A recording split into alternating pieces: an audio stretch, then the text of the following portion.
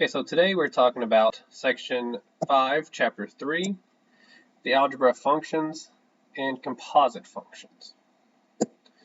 Okay, so this composite functions part here, right, I realize it gives students many problems, okay, and hopefully I can break it down and make it easier for you than, maybe your previous teachers or it's going to be newer, right? So hopefully I can help you out. But composite functions give students a lot of trouble. So if you have trouble with this particular lecture, obviously go over to my pre-calculus algebra playlist and check that out, because I do go over the composite functions there as well. So you can just kind of double dip and get multiple angles there.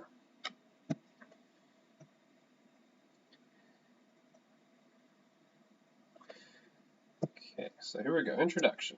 I don't think I need to snip that, but we're there now. Alrighty, so in this section, we learn how to create a new function by combining two or more existing functions. First, we combine functions by adding, subtracting, multiplying, or dividing two existing functions.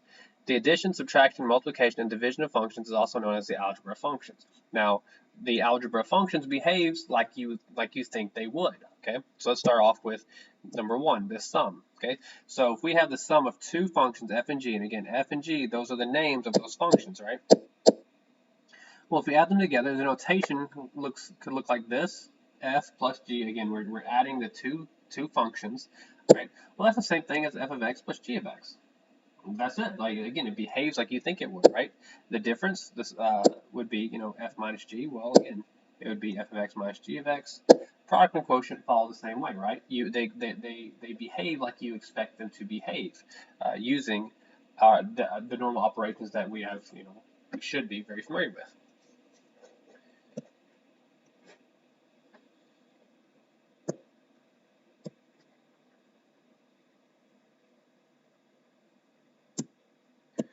Alright, so example 1, we're going to do some algebra functions. Okay, so A is f plus g of 1. Okay, so there's a couple of ways we can go about doing this, and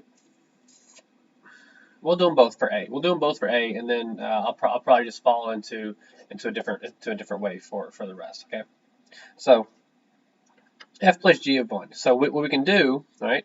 If it's f plus g, right? Well, f is what?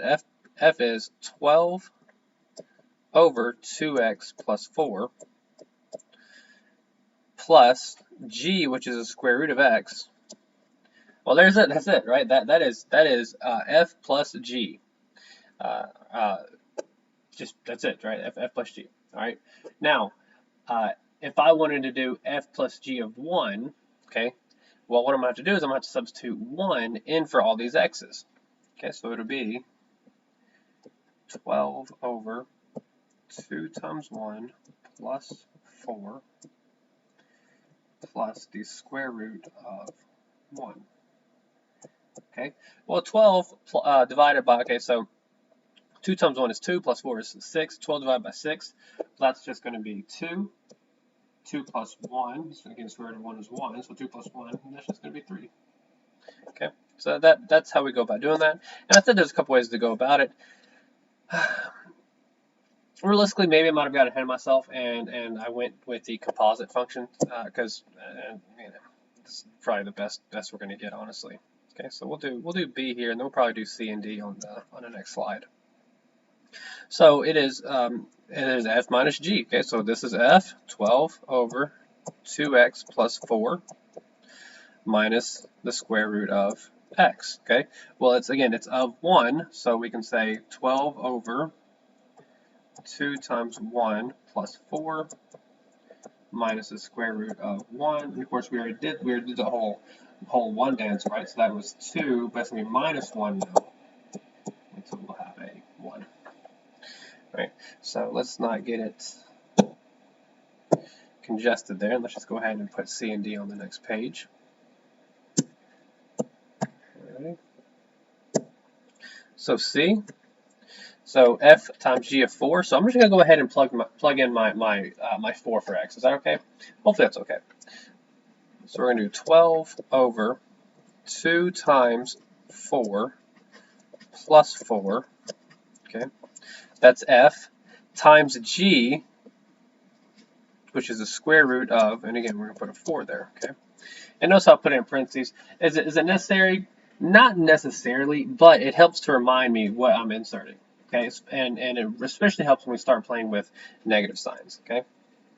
So anyways, this is equal to, well, 12 times 4, that's 8. 8 plus 4 is 12, so 12 divided by 12, that's going to be 1. 1 times the square root of 4, which is 2, so this is going to be 1 times 2, which is 2. And D, okay, so F divided by G. Okay, so F is, again, 12 divided by 2x, and I'm not filling anything in right now because I really want to point out how we play with these divisions, because I know this is going to be something nobody likes, okay? Now, if you look at this and you're stuck, okay, now we're going to be putting, you know, this denominator down here, but how do we go about doing that, okay? Well, recall that this is the same thing as saying 12 over 2x plus 4, and then we're going to put a divided by symbol there, divided by the square root of x, okay? Well, recall that that is the same thing as saying 12 over 2x plus 4 times the reciprocal there, right, which is 1 over the square root of x, just like that, okay? And then we can say that's equal to 12 over 2x plus 4 times the square root of x, like so, okay? Make sure we don't put that. So now let's plug in a 4. Okay, so we plug in a 4, we're going to have 12 over 2 times, I'm probably going to run out of room here. This is fine, this is fine, this is fine, this is fine, this is fine, this is fine. Okay, so like this, and then the square root of 4. Okay, so let's actually center that 12. I don't like it all to the side, do you? There we go, okay. Alright, so we can have a 12 in the numerator, and in the denominator, 2 times 4, which is 8, 8 plus 4, which is 12. It's going to be 12 times the square root of 4, which is 2, so 12 times 2 is 24, which is simply equal to 1/2, okay? So, again, I guess the big takeaway here is to just recall that if you have something like this, a fraction over a fraction, that you know, we can break it down to this, okay? And then we can move from there.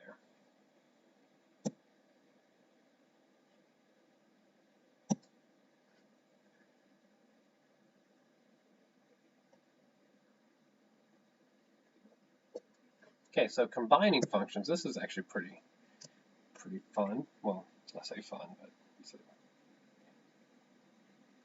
you know, actually, we're just going to go ahead and snip that, because I feel like if I just snip right here where the graph is, we cut off a little bit of the solution. But we will talk about the solution, obviously, right? And so let's start here with A. Okay. So how do we do this? Well, let's first of all read it. Evaluate combined functions using a graph. Okay. So use the graph to evaluate each expression or state that it is undefined. Okay. So this reads f plus g of 1. Okay. So how do I go about figuring out what f plus g of 1 is? Okay. Well, if you recall, let's go back.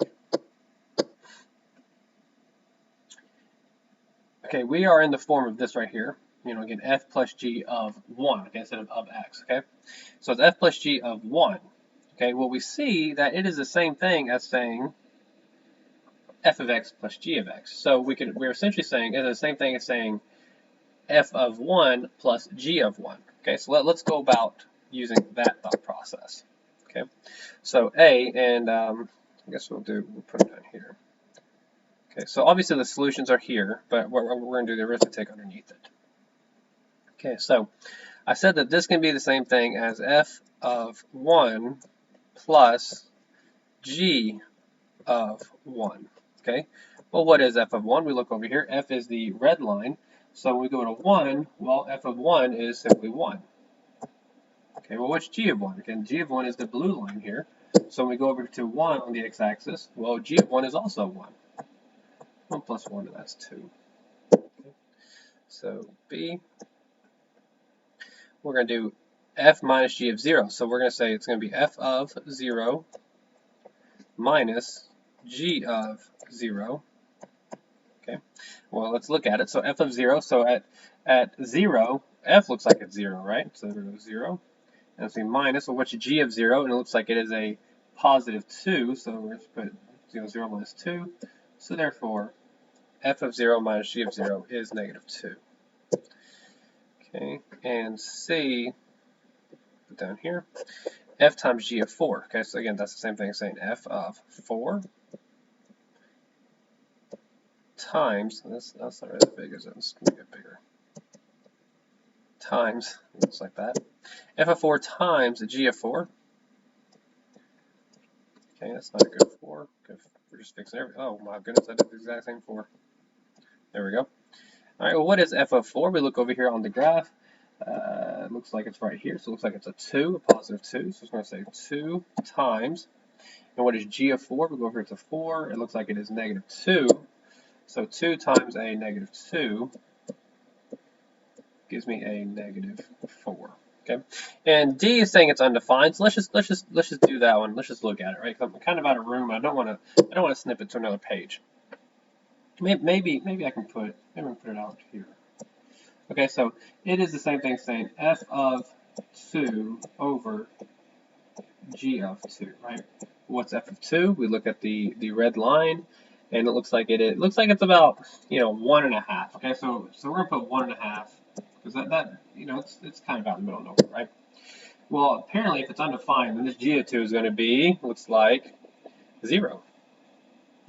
So 1.5 divided by 0 is indeed undefined. Okay, so that's how we use graphs, evaluate combined functions using graphs, and that's how we determine their values there.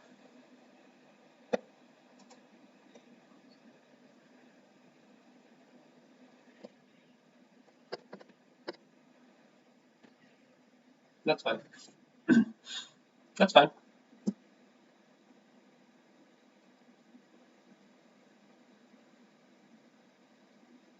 Let me know when you're ready.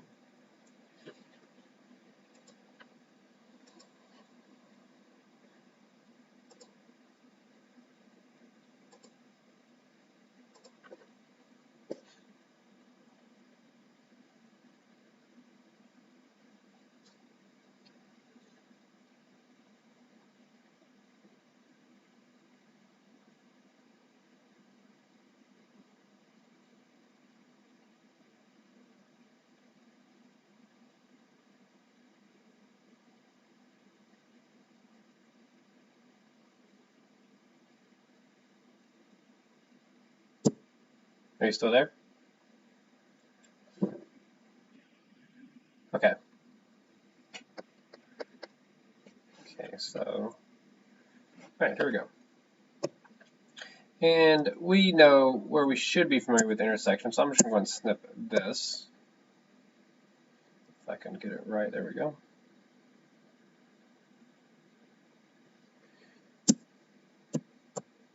All right, so this reads, starting up here, before learning how to find the domain of f plus g, f minus g, f times g, or f divided by g, you must be able to find the intersection of two or more intervals. The notation A intersect B is used to represent the intersection of sets A and B. Okay, so we don't talk about unions yet. And so to find the intersection of two sets, we must find the set of all numbers common to both sets. So we've talked about intersections and unions before. Intersections of sets, okay, let's actually put this off to the side, and we'll do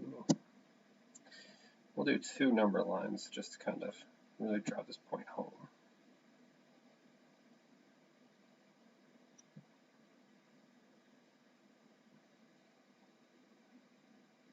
Is that straight? My eyes ain't working. All right, I think that's straight every time.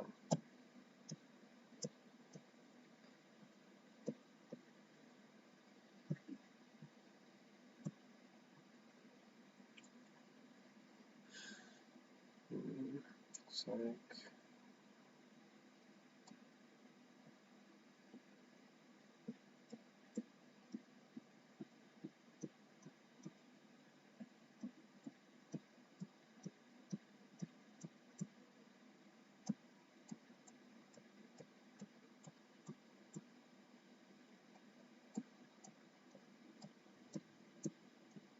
Okay, so these tick marks aren't the best, but we're going to roll here. So looking at A, so find the intersection of the following sets of graphs sets and graph the set on a number line. Okay, so we're going to do a couple of things. We're going to do 0 to infinity. We're going to put that in red, and negative infinity to 5. We're going to put that in green. Okay, so we're wanting to find the intersection. Okay, so the intersection of two sets is basically where they overlap. Now, many of you can probably do this in your head. Okay, but for some of you that it's been a minute since you've done it, you can go about doing this way. It is a little bit longer, but it is a lot more precise. Okay, so from 0 to infinity, how would I graph 0 to infinity? Okay, well I would put a bracket here at 0, and then I'd go all the way to infinity like so. Okay, well that's 0 to infinity, and then from negative infinity to 5, okay, I said I was going to put that in green, so it's going to be a bracket 1, 2, 3, 4, so it's going to be a bracket here at 5, and it's going all the way to negative infinity. Okay, now we would ask ourselves, okay, so where do these lines overlap? Okay, well it appears they overlap here and here. Okay, and it appears that's from 0 to 5, and of course we see that would be the solution, 0 to 5. So that is how we do the intersection. Now B is a little more complicated, so let's look at that. And again, I know it's really nice and pretty, but we're going to have to erase it so we can use it again instead of drawing another one. Okay, so this is this is from negative infinity to negative 2, union with negative 2 to infinity. All right, and then that's going to be intersected with negative 4 to infinity. So that seems like a lot, okay? But let's look at the parentheses here first, the left side here first. Okay, so this is negative infinity to negative 2. So we're going from negative infinity all the way to negative 2. And then we're going to go from negative 2 all the way to infinity. Okay, so it appears we are touching everything except for negative 2. So we're going to put, let's get a little bit closer. We're going to put little parentheses here. And we're going all the way to infinity. And we're going all the way to negative infinity. Okay, so that would be this red here. And do we do green? I can't remember. I think it was green. Okay. And then from negative 4 to positive infinity. Okay, so 1, 2, 3, 4. So this is a bracket. And we're going all the way to positive infinity. Okay. Well, where do these overlap? It appears they overlap right here from negative 4-ish, right? I kind of missed that mark, didn't I? From negative, let's try to make it more straight. How about that? There we go. From negative 4, and it looks like we're going all the way to infinity. Okay, but we have one problem, and it's right here. The red line does not go to negative 2, okay, but the green line does. So what we're going to do, and since it appears that they overlap, again, from this vertical line here all the way to infinity, we're going to say that the intersection is from negative 4 all the way to negative 2. I say all the way, right? It's going to go all the way this far, right? From negative 4 to negative 2, okay? And we're gonna union that with negative 2, okay? Again, we're just gonna use essentially the same kind of thought process we did with the first one, right? And then from negative 2 to infinity, okay? And that's where the red line and the green line overlap one another, okay? And that is how we determine intersections. Now, I'm not going to draw a graph every time because when we start talking about the domains of stuff, we're going to have to kind of visualize our domains. Okay, so we're going to have to visualize these graphs on here. And again, if you want to take the time to graph it, that's perfectly fine. That's your prerogative, right? But I'm not going to take the time to graph them every single time.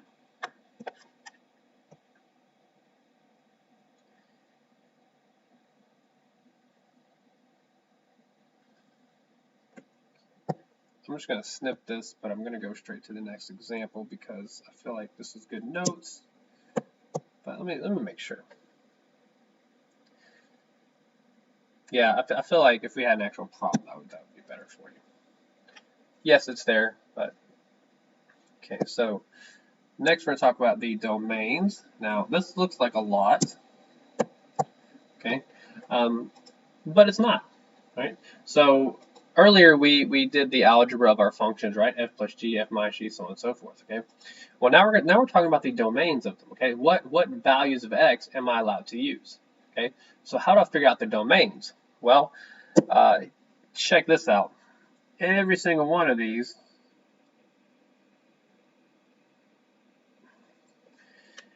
is the set of all x. Well, maybe I should put that in there, huh?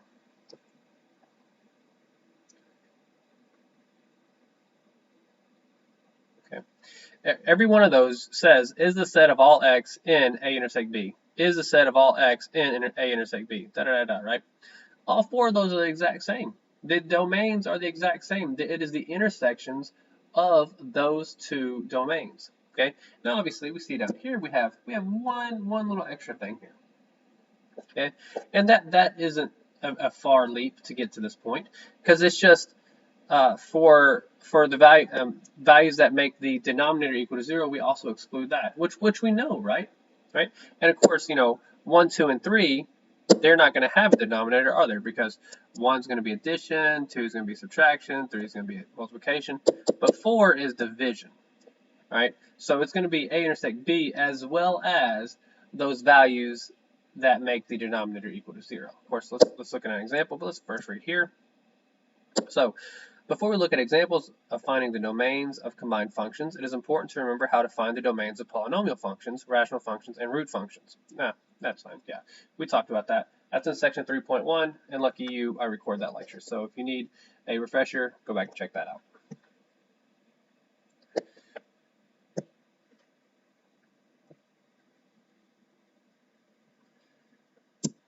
Alrighty, so we need to, example 4 is f plus g and f divided by g, okay? So not a, but we're starting here. So we're going to let f of x be the square root of x plus 1, fine. And g of x be x squared minus 16. It's fine as well, okay? So first of all, let's go ahead and take care of this, okay? Let's go and take care of this. Let's say the d, okay, this notation is the domain of f. Big D, little, and then a subscript f because it's the domain of f, okay? So the domain of f. If you recall from 3.1, in order to find the domain here, okay, so the square root of x plus 1. My dividend, this number in here, can be any number in the whole world except for a negative number, right? It can be the absolute value of 0. It can be the absolute value of, 0.0000184, right? As long as it's not negative, we're good. Okay, and if you recall, again, from 3.1, what we did was we said, okay, what we're going to do is we're going to set the dividend, to all values that are greater than or equal to 0. So we're going to find out exactly what the domain is, okay? And the domain, okay, is all values that are greater than or equal to 1, which makes sense, right? So if we plugged in this negative 1, right, negative 1 plus 1 is 0, square root of 0 is 0, good, okay? And we have to choose all values that are greater than negative 1, right? Because if we choose a value that's that's less than negative 1, like negative 2, well, negative 2 plus 1 is negative 1, and square root of negative 1 is I, right? So my domain here are all the values that are greater than 1, or what we can do is we can write it like this, okay? We can include negative 1. If I didn't say negative 1 a second ago, I'm sorry. I meant negative 1. We include negative 1, and it's all the values that are greater than it. So we're going to go to infinity. Okay, so that's the domain of f. All right, now the domain of g. Oh, this one is super easy, okay? All right, why do I say it's super easy? Well, if you recall, and this is where I told you, to put a star, and I said, write this as your domain Bible, right? Domain Bible. I said, write it out, your domain Bible. I even do this for my pre-calculus course, so if you go there and if you do have some supplemental material, such as my lectures, I call it domain Bible and pre-calculus as well. We talk about the exact same thing. Okay, so if you recall, unless we have a variable in an even root, or we have a variable in the denominator, the domain of a function is always negative infinity to positive infinity. Okay, and that was the first line of our domain Bible there. Okay, so that is the domain of f and the domain of g. Okay, so now let's get to work. A, find f plus g. This is so easy. This is f, which is x plus 1, and then plus g, which is going to be plus x squared minus 16. That's it. That's it. That is A. Okay. that is finding f plus g. Okay, we'll now determine the domain. Okay, so the domain of f plus g. So I'm gonna do this. I'm gonna do the big D again, and then I'm gonna put f plus g like this, right? So the domain of f plus g. Well, I'm not even going to flip back to it because on the previous page, you know, it basically said the same thing for all of them, didn't it? It said that the domain is the intersection of the domain of the algebra of the functions is basically the intersection of those two functions. Okay, so it's basically going to be the intersection of this function intersected with this function. Okay. Well, that shouldn't be too hard because one of them is all real numbers, right? So it's just going to be the intersection, like where do they overlap? This is where you can draw a number line, or you can kind of do it visually, okay? Well, if f goes from -1 to infinity, and g is literally everything, then realistically our only restriction is f, isn't it? So that means that the domain is going to be from -1 to infinity, okay? B, it's going to be done a little differently. Okay, so let's go ahead and write this. So it's going to be f divided by g. So f is the square root of, let's move it down a little bit. Square root of x plus 1 over x squared minus 16. Okay. Now we know that x squared minus 16, we know that is a perfect, that is a difference of squares. So that's going to be x plus 4 and x minus 4. Okay. So that would be f divided by g. All right. And the reason why I went ahead and factored it is because it's going to really help us with finding the domain. So let's go ahead and do this. So the domain of f divided by g. Okay, well, let's just go ahead and write what it said on the previous page. And actually, I will go back and show that again. Okay, we said that is the set, every single one of these, of the intersection. Okay, it's that set. All right. The only thing that's extra is that we need to also exclude what makes the denominator equal to 0. Okay, well. So let's go ahead and, realistically, let's just go ahead and rewrite the domain, right? We're just going to rewrite the domain as we did in A, because this is the same thing. The only extra thing we have to do is omit what makes this denominator 0, okay? Well, what makes this denominator 0? Well, for x that is equal to a plus or minus 4, right? Well, check out the domain here, okay? Well, -4 is already not even in the domain, right? Yeah, from -1 to infinity already excludes -4, so we can just kind of, don't care about that at all. All right, but this domain over here it is including +4, right? So we're gonna have to actually omit +4 from that domain, and that's not gonna be hard. Okay, so we're just gonna go from -1 to a +4. We're not gonna include +4, right? Because if we include +4, then the denominator is equal to 0. So we're going to union that with 4 to A. Okay, and that is f plus g and f divided by g and their domains.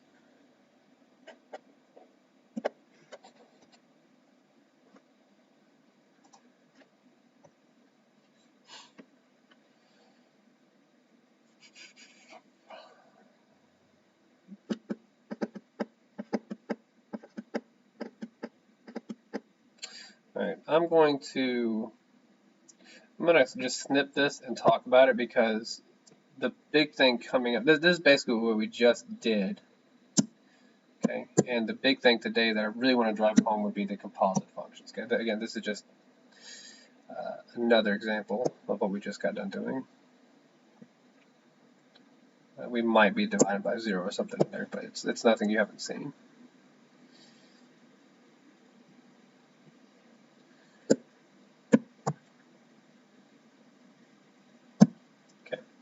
I wonder if I can.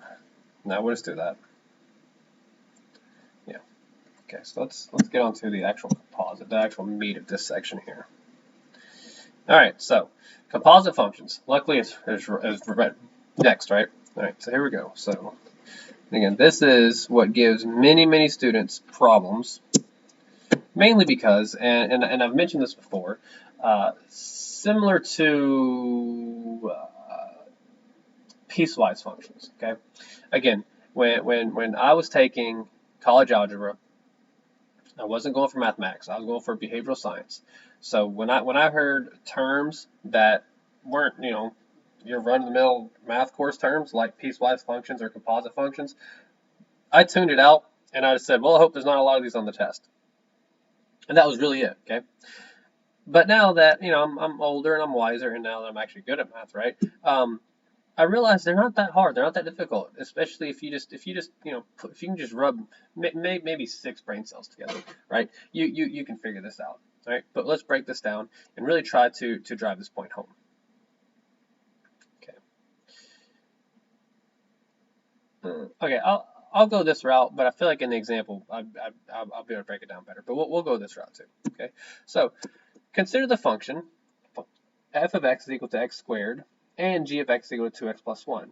How could we find f, and then it's written f and then g of x. It's written like that, okay?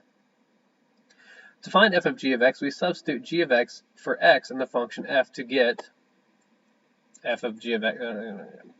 Yeah, I'll read it. Just a lot of stuff, right? F of g of x is equal to f of 2x plus 1, which is simply equal to 2x plus 1 quantity squared. Okay, so let's actually look at that real quick. Okay, so let's do. Ooh, this is good. Okay, here we go. F of x. Put it over here.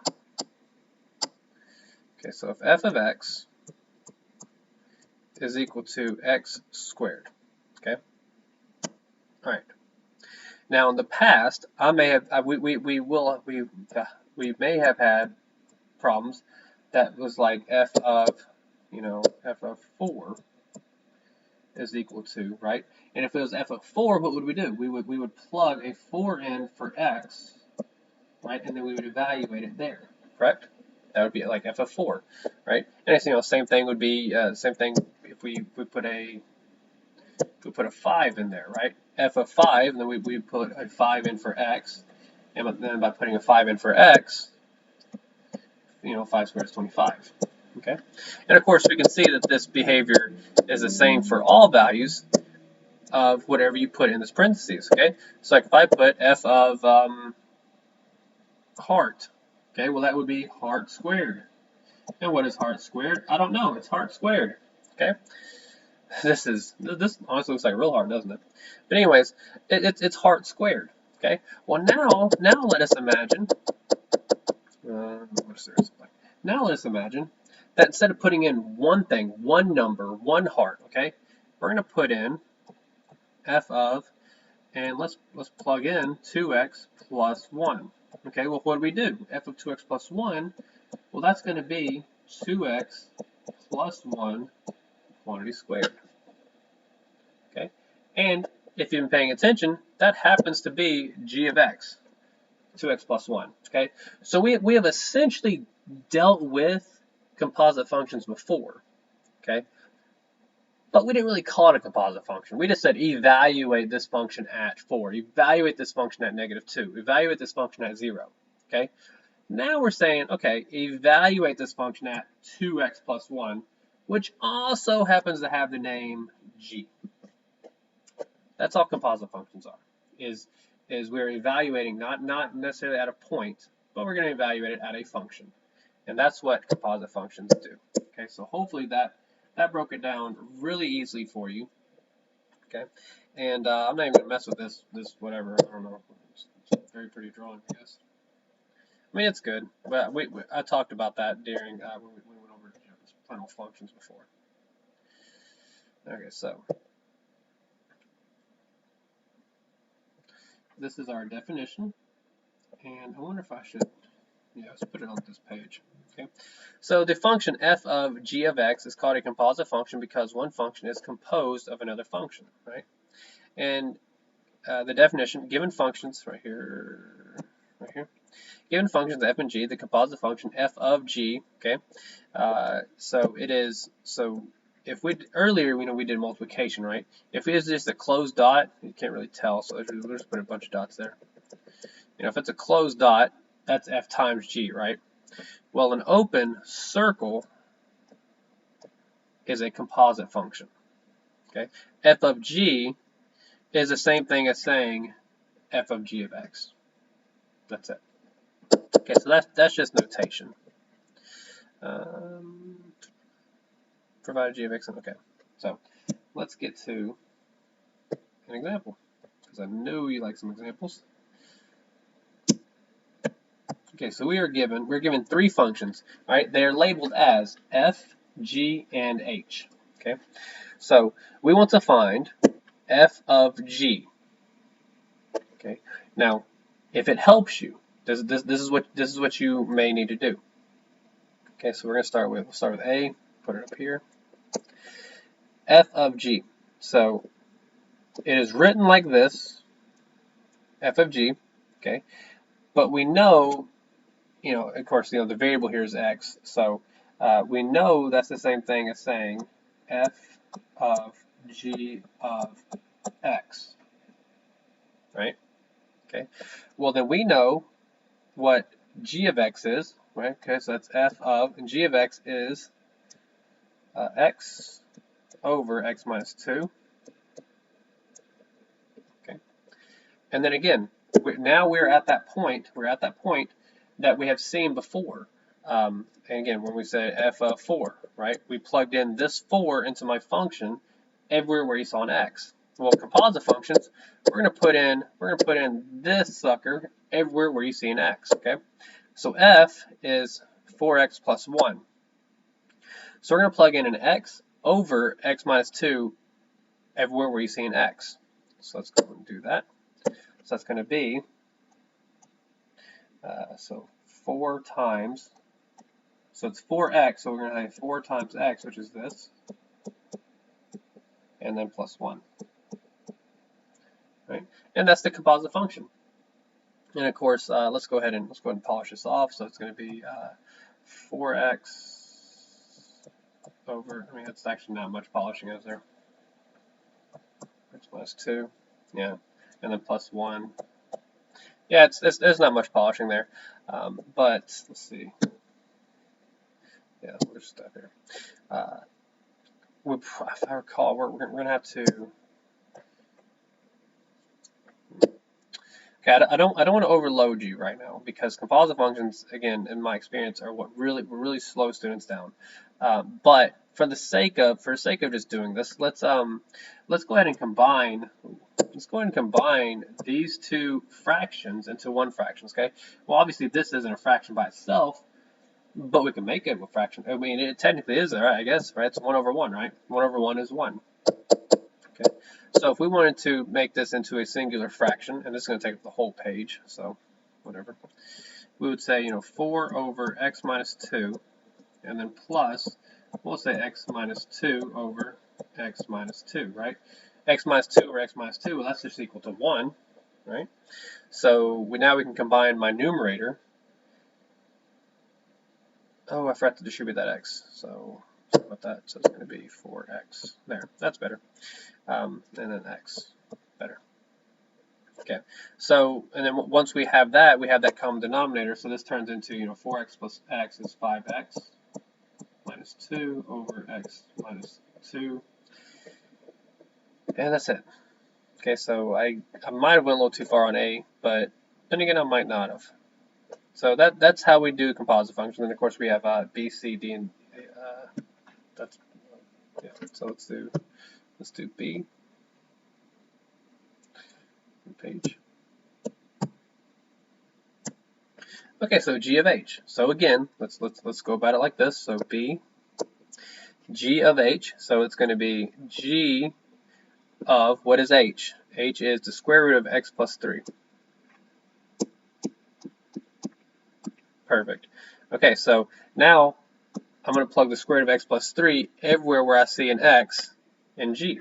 So this is going to be absolutely ridiculous looking. It's going to be the square root of x plus 3 over the square root of x plus 3 minus 2.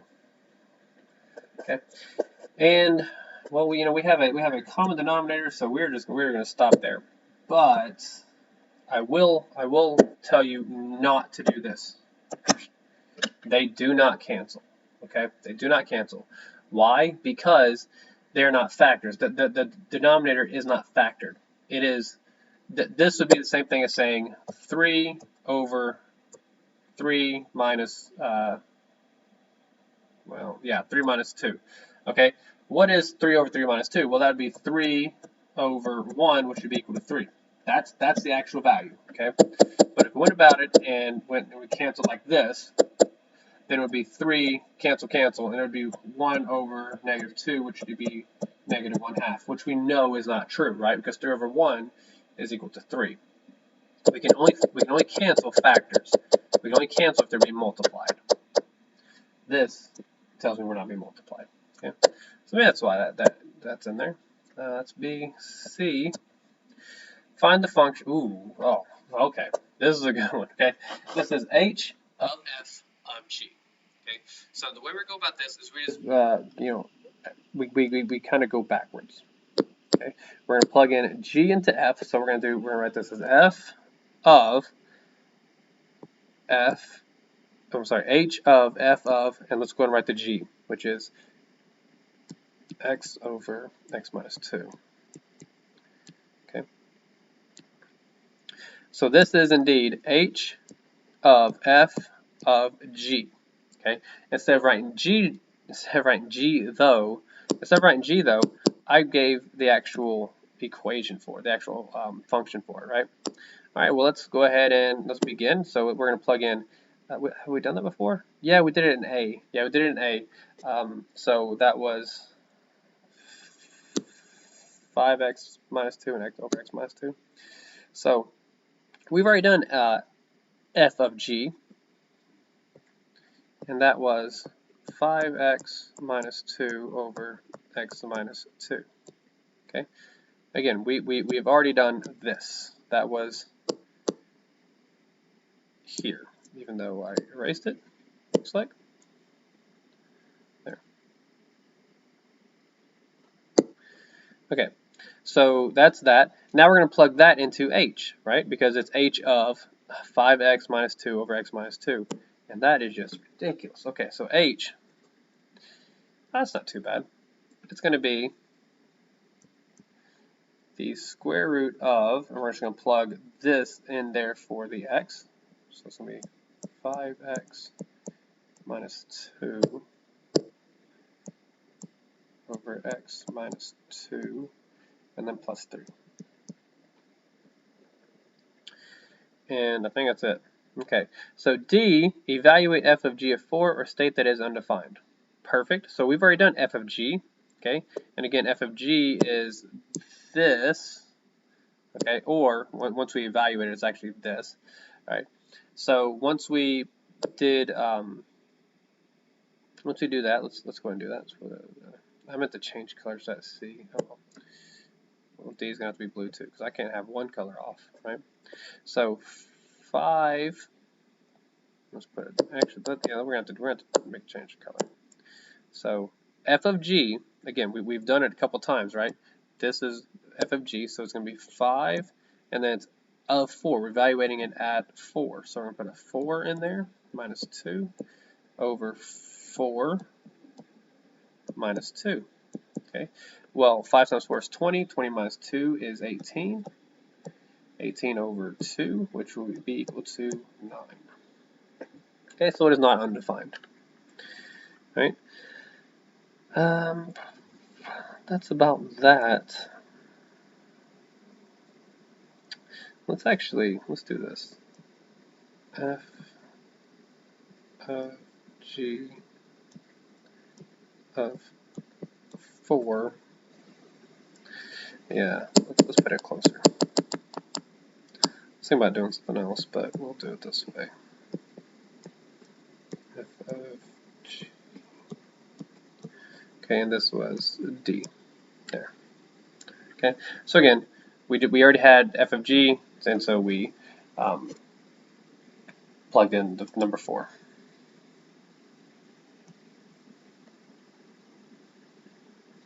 Okay, so this is actually a fun exercise, in my humble opinion.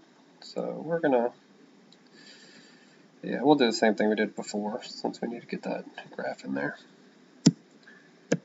Okay, so, oh, I snipped function in there, so I don't like that. Let's try that again.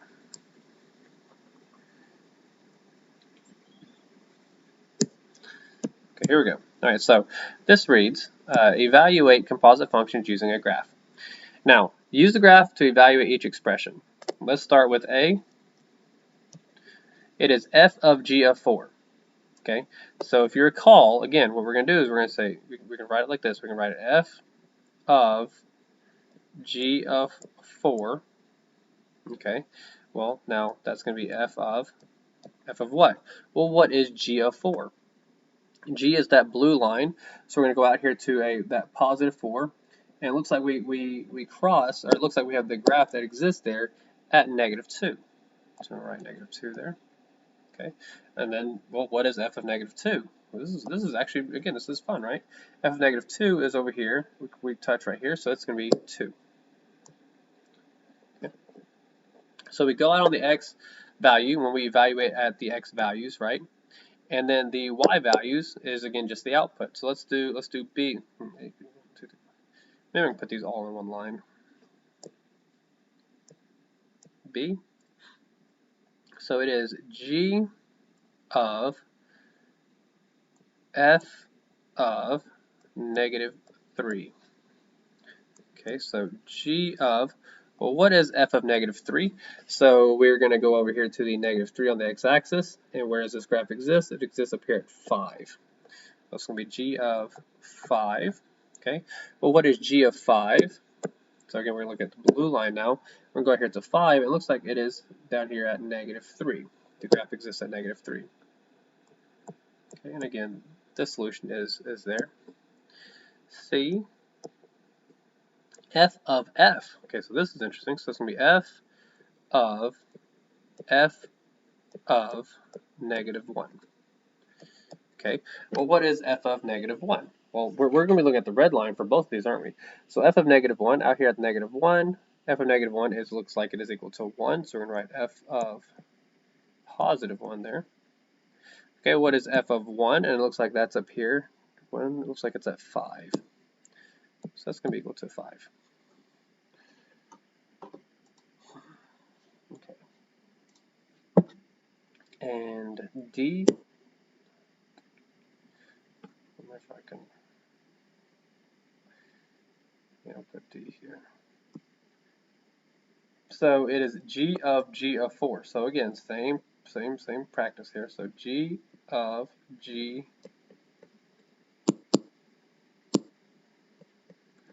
of 4. Okay, well, what is, what is g of 4? So we're looking at the blue line. So we go over here to 4 on the x-axis. Where does this graph exist? It exists at -2. I'll put a -2 here. So what is g of -2? So we're going to go over here to -2. Where does that blue line exist? It looks like it exists at +4. It looks like that. And then lastly, we'll have to put it over here. E, it is, so we're going to have to write it a little crazy here. F of g of f of 1. Okay, we can just unwrap this one at a time.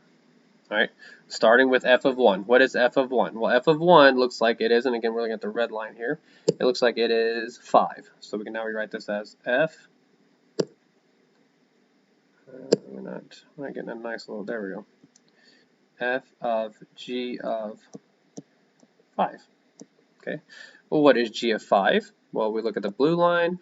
Looks like it's -3. So we're going to say f of -3. And what is f of -3? Well, it looks like it is a +5. Okay, and again, we're looking to go here to -3. Where does that red line exist? It looks like it exists there at 5. Okay, so I think this is just fun. I mean, it's a nice break from the mindless computation that we do quite often. Okay, so that's that. Nobody likes mindless computation, especially me. All right, so determining the domain of composite functions. Okay, so if I recall,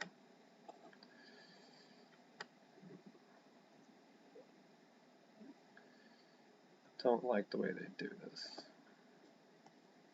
Okay, so this is our last example for the day.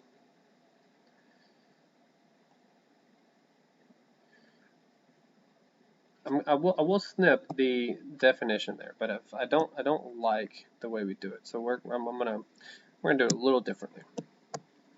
Okay, so suppose f and g are functions. For a number x to be in the domain of f of g, x must be in the domain of g, and g of x must be in the domain of f. To determine the domain of f of g, follow the two-step process outlined below. And now I'm going to intentionally not explain it and read this.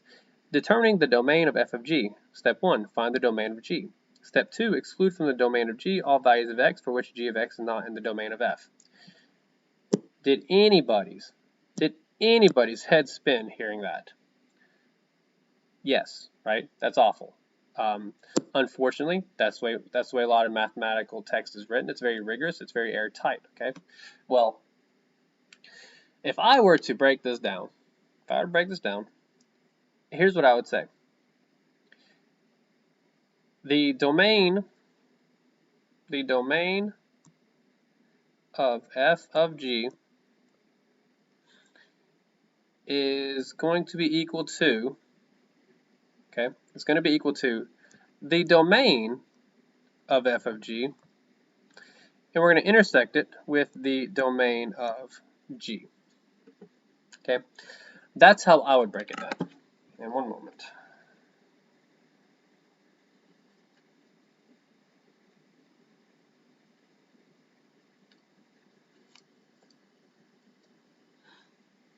Okay, that's how I would break it down. What I wrote in red is what we see here, right? Exclude from the domain of g all values of x, blah blah blah, right? But what I would do again is I would find the domain of whatever composite function I'm finding, and then I would intersect it with whichever function I'm actually compositing, whatever function I'm putting in, right? So whenever we talk about f of g, whenever we're putting g into f, I'm going to take the domain of that. I'm just going to do the composite and find the domain of that function that I got.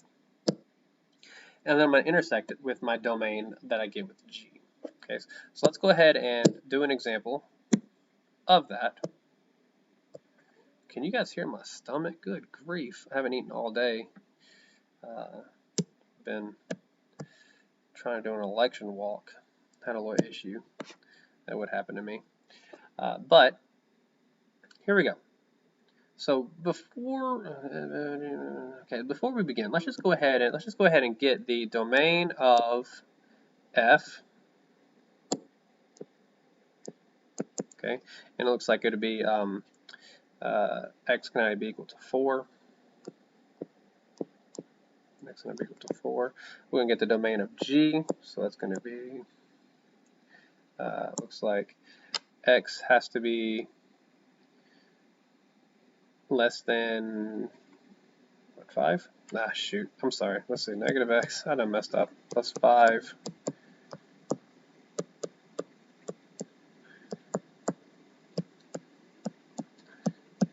Yeah. Sorry. Y'all probably do that in y'all's head. And I'm just, again, maybe I'm just hungry, right?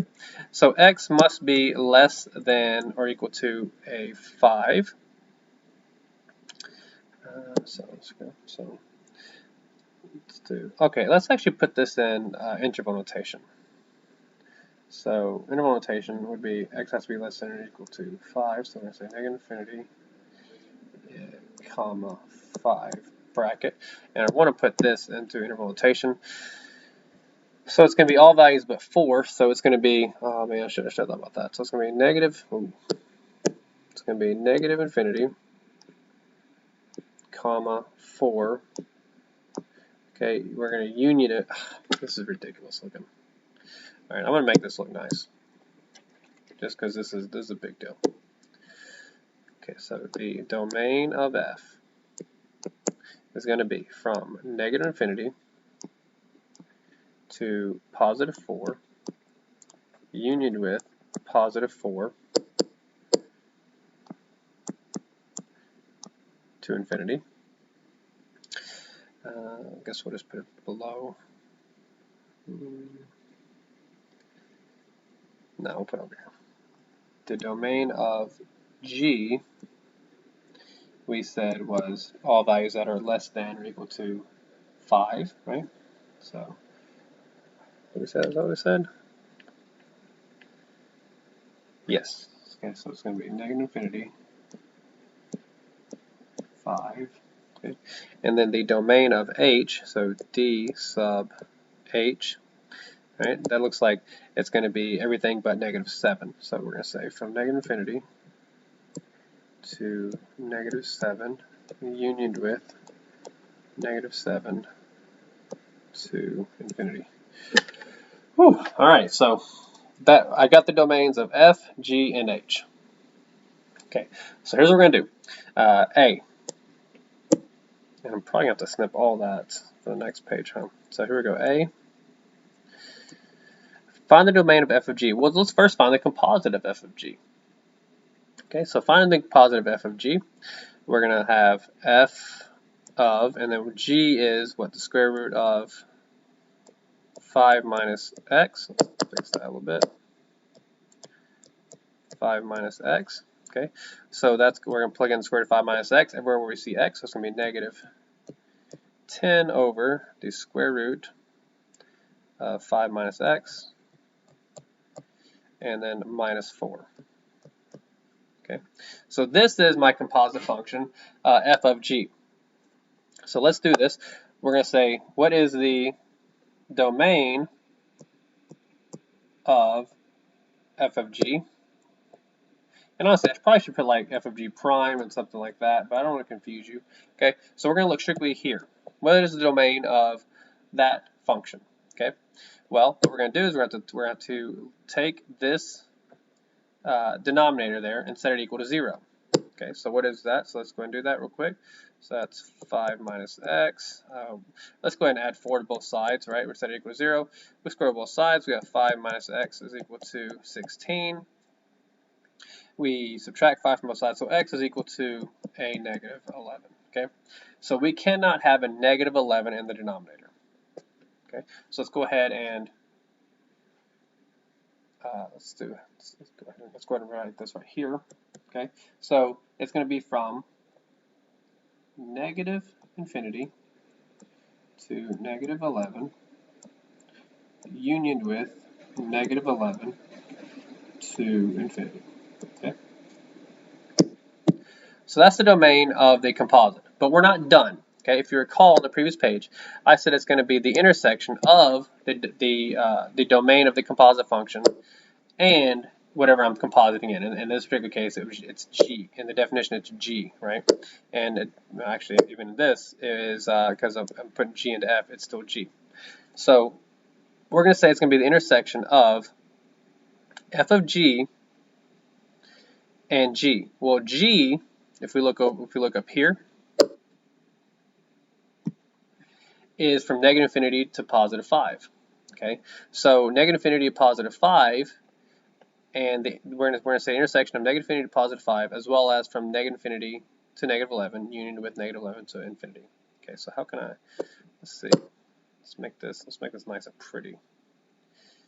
It would probably be a lot easier if I put this down to the bottom and then put that up there. So let's try it again. So domain of, did I say I hope I said negative 11. F of g, okay, is negative infinity to negative 11, unioned with negative 11 to infinity. Okay, and it's going to be intersected with, I'm going to put this in white because that's what I'm bringing down here, right? Intersected with negative infinity to a positive 5. Okay, well, where do they intersect at? Well, in this one, it looks like we're using every number but negative 11. And in this one, we're going from negative infinity to positive 5. So it looks like 5 is definitely going to be the cutoff. Okay, So it's going to be from negative infinity to positive 5, but we're not going to include negative 11. So the domain is going to be from negative infinity to negative 11. Okay, and it's going to be unioned with negative 11 to a positive 5. Whew. And that's that. Okay, I'm gonna do one more of these because they do get very long, and we are already long for today. So let's see, which one just looks ridiculous.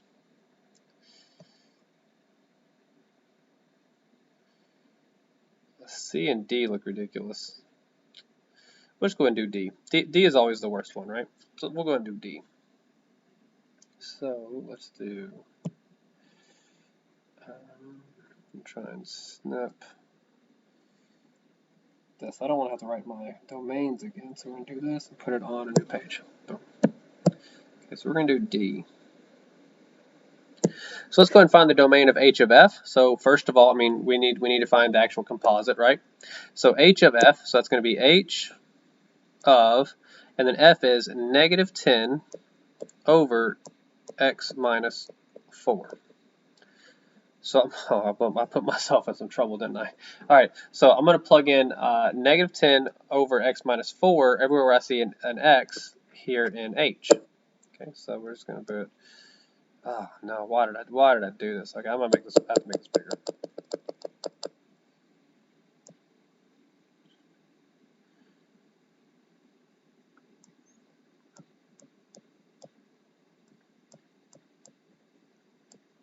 Okay, so we're gonna put negative 10 x minus 4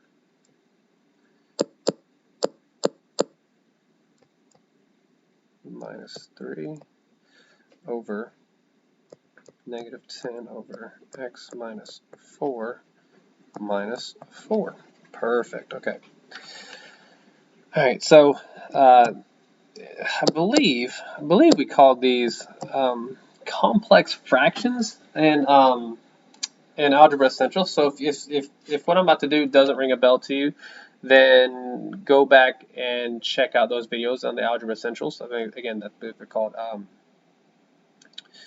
complex fractions. Okay, so what I need to do here is I need to multiply by a common denominator on the whole fraction, right?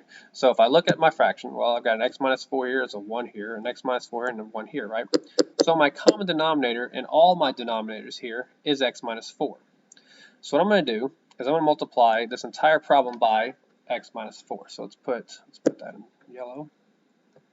X minus 4 times this entire problem.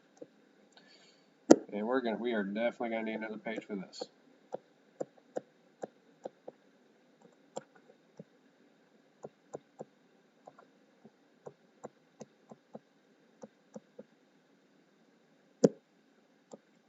Okay. And doing that, let's see if I can fit it here. Okay, so if we distribute this x minus 4 through, then we get a negative 10. Distribute here, we get a negative 3 times x minus 4. We're going to keep that parentheses there for now. Okay, and then the denominator, well, it's going to be a negative 10, and then it's going to be a minus 4 times x minus 4. Okay, so let's clean it up a little bit. So it's going to be equal to negative 10, and that's going to be minus 3. Where's the write out? Minus 3x plus 12 minus 10 minus 4x plus 16. Clean that up. We're going to have a negative 3x plus 2 over a, that does not look like a 4 at all, so let's fix that. So it's going to be a 6x, positive 6x. Wait, no, not positive 6x, sorry. Minus 4x, then plus 6. All right, so let's see, make sure did I get all that done up? Just going over my work real quick. It does get very tedious very quickly.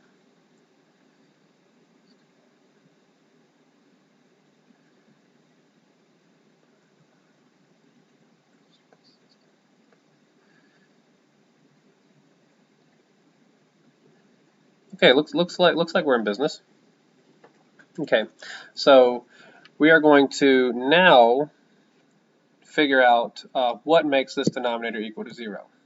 Okay, well, what makes that denominator equal to 0? We're going to say minus 4x plus 6 equal to 0. We solve for x, so we've got negative 4x is equal to negative 6, so negative 2/3. No, 3/2. Sorry, positive 3/2. Because if I subtract 6, and I solve for x, I divide both sides by 4, so I get a positive 3/2. So I cannot use a positive 3/2 here. Okay. So one more again. I'm gonna check my work one more time, because I don't want to take this step.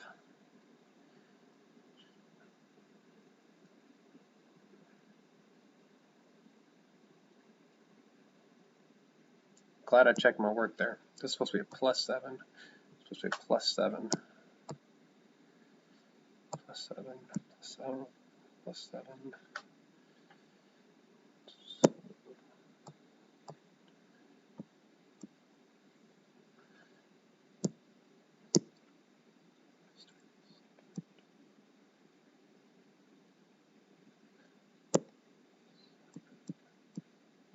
Plus 7. It's supposed to be a plus 7. Wow, that wasn't even what I was looking for, but okay. Glad I looked at that. 7, so that's going to be positive 7 as well.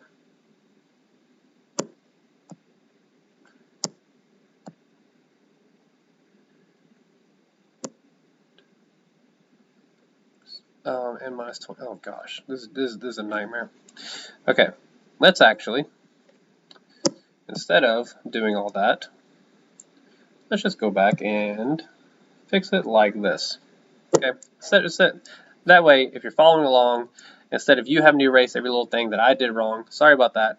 Again, my issue here was my h is x minus 3x plus 7, and I got carried away with my 4s, and I was just putting 4s everywhere. Okay, but it's supposed to be a plus 7.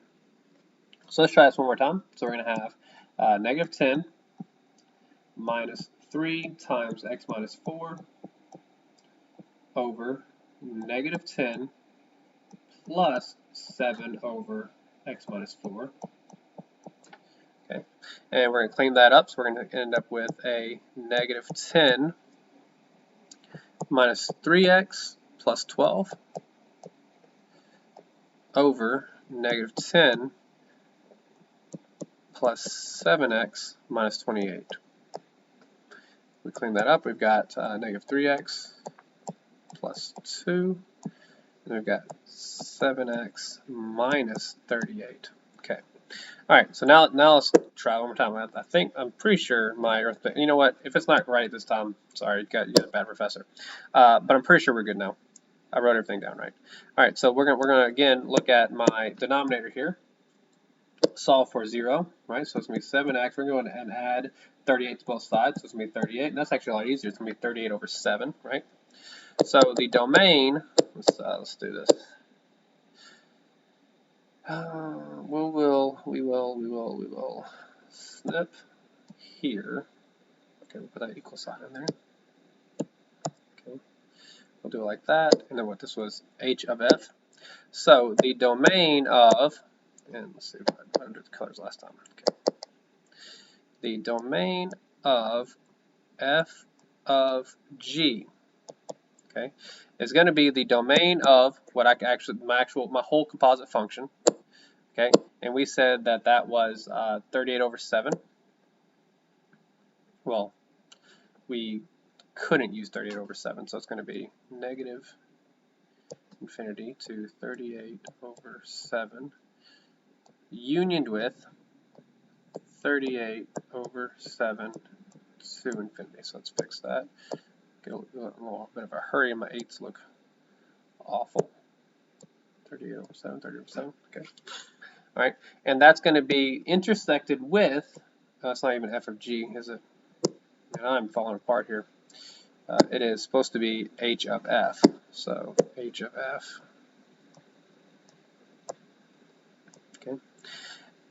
All right, it's going to be intersected with, all right, so we're plugging f into h, so f is the one I'm going to look at.